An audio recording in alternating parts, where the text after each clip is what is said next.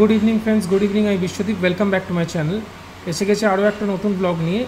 এই ব্লগটাতে কমপ্লিটলি থাকছে পুজো দেখার পাসপোর্টের ওপর।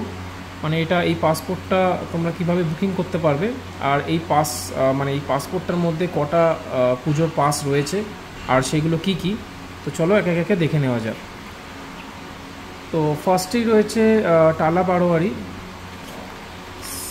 সেকেন্ড হচ্ছে টালা প্রত্যয়, থার্ড হচ্ছে কুমোরটুলি পার্ক, ফোর্থ হচ্ছে জগৎ মুখার্জি পার্ক, ফিফথ হচ্ছে আইড়িতলা সর্বজনীন, সিক্সথ হচ্ছে হাতিবাগান সর্বজনীন, সেভেন্থ হচ্ছে হাতিবাগান নবীন পল্লী। এখানে কিছু অ্যাডভার্টাইজমেন্টস রয়েছে। এইথ হচ্ছে নলিন সরকার স্ট্রিট,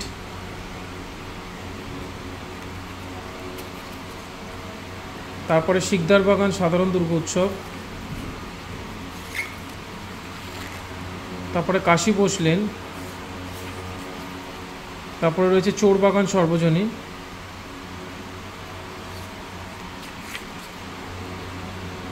তারপর রয়েছে বরানগর নেতাজি কলোনি লোল্যান্ড সর্বজনীন, তারপর রয়েছে নপাড়া দাদাভাই সংঘ, এটাও বরানগরে, তারপর রয়েছে তেলেঙ্গা বাগান,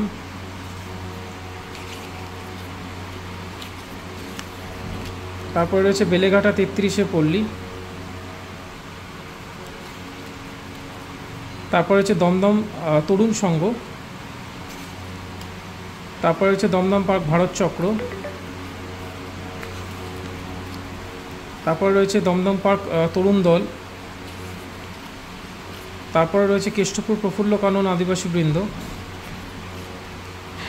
তারপরে রয়েছে একদম ভবানীপুরে অবসর সংঘ, তারপরে বকুল বাগান সর্বজনীন,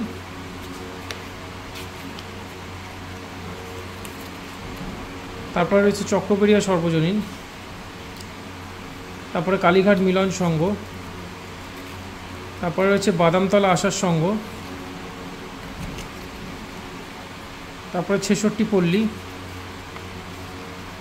শিব মন্দির, বালিগঞ্জ কালচারাল অ্যাসোসিয়েশন, সমাজসেবী, তারপরে রয়েছে হিন্দুস্তান পার্ক সর্বজনীন, তারপরে রয়েছে গড়িয়াহাট হিন্দুস্তান ক্লাব, তারপরে রয়েছে নাকতলা উদয়ন সংঘ, তারপরে রয়েছে 25 পল্লী ক্লাব খিদিরপুর, তারপরে রয়েছে পল্লী শারদিয়া, তারপরে রয়েছে বেহালা নূতন দল, বেহালা ফ্রেন্ডস, বেহালা ক্লাব, বরিশা ক্লাব, তারপরে এসবি পার্ক সর্বজনীন ঠাকুরপুকুর, অজয় সংগতি, 41 পল্লী ক্লাব, তারপরে বিবেকানন্দ পার্ক অ্যাথলেটিক ক্লাব, তারপরে বোসপুকুর শীতলা মন্দির, তারপরে হচ্ছে বোসপুকুর তালবাগান, তারপরে হচ্ছে পূর্বাচল শক্তি সংঘ, তারপরে হচ্ছে সন্তোষপুর ত্রিকোণ পার্ক, তারপরে হচ্ছে সন্তোষপুর লেক পল্লী, তারপর হচ্ছে গড়িয়া নবদুর্গা, বান্দ্রা মহিলা সংঘ, ওলাবিবিতলা সর্বজনীন, শালকিয়া আলাপনি। এটাই লাস্ট পাস। এবার বলে দিই কিছু টার্মস অ্যান্ড কন্ডিশনস এই পাসে। প্রত্যেকটা পাসে 2 জন করে ইনভাইটিস অ্যালাউ হবে। আর এখানে ক্লিয়ারলি লেখা রয়েছে, দেখো, এই পাসটা ভ্যালিড হচ্ছে অক্টোবর 8 তারিখ থেকে 12 তারিখ অবধি।